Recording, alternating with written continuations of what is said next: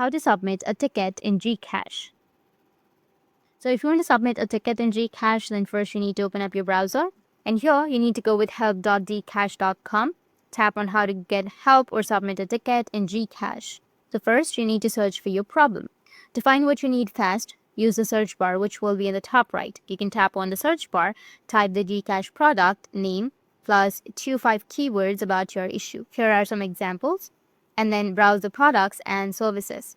Go to the products and services section. Scroll through the list and pick the product that's related to your issue. Check out self-help guides that can explain what to do step by step. You'll have chat with GG option on the bottom right. You can just simply tap on the option on your help center to submit a ticket.